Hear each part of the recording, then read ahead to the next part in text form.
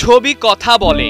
নিজ দলের জয়ে কিংবা হারে তিনি বুকে জড়িয়ে নেন ক্রিকেটারদের, কপালে খান চুমো। 22 গজের নায়ককে উৎসাহ দিতে করেন না একরত্তি কার্পণ্য। বলিউড বাদশাহ শাহরুখ খানের দিলটা অতখানি বড়। আইপিএলে কেবল দল জিতবে আর ব্যবসায় হবে উন্নতি, এমন নীতিতে তিনি নন বিশ্বাসী। ক্রিকেটকে ভালোবাসেন বলেই সবার কাছে তিনি হন প্রশংসিত।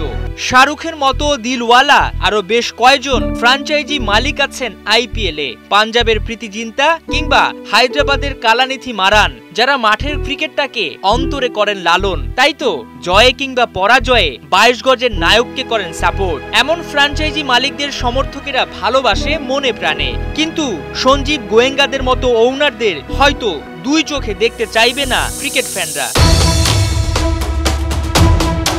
চলতি আইপিএল এর সবচেয়ে বিব্রতকর দৃশ্যটি বোধহয় এটি। প্রকাশ্যে লখনৌ কাপ্তান লোকেশ রাহুলকে কিছু একটা নিয়ে শাসাচ্ছেন দলের মালিক সঞ্জীব। পরপর দুবার দলকে আইপিএল এর প্লে অফে তুললেও এবার কিছুটা পিছিয়ে আছে এলএসজি। হায়দ্রাবাদের বিপক্ষে হারের পর সঞ্জীবকে রাহুলের উপর বিরক্ত হতে দেখা যায়। পুরো ঘটনায় ঘটে মাঠের মধ্যে ক্যামেরার সামনে, হুহু করে ছড়িয়ে পড়ে এমন বিব্রতকর দৃশ্য।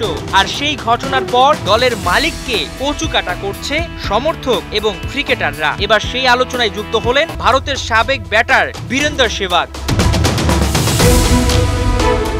একজন ক্রিকেটারকে এভাবে সবার সামনে শাসানো একদমই ভালোভাবে নেননি সেহবাগ। রীতিমতো ধুয়ে দিয়েছেন সঞ্জীবকে। এ বিষয়ে মন্তব্য করতে গিয়ে ভারতীয় ক্রিকেটার বলেন, আপনি ব্যবসা করতে এসেছেন, সবাই তাই করছে। ফলাফল যাই হোক না কেন 400 কোটি টাকা তো লাভ হচ্ছে, ক্ষতির তো কোনো সম্ভাবনাই নেই। তাই ফলাফল যাই হোক না কেন ক্রিকেটারদের উৎসাহিত করা উচিত আপনার।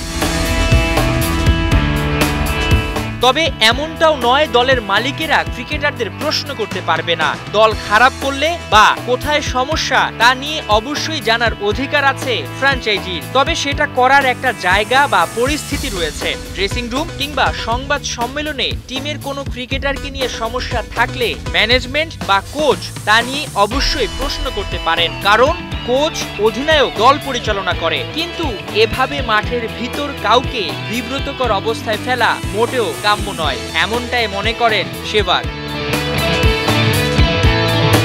মাহমুদুল হাসান সজীব, ৭১।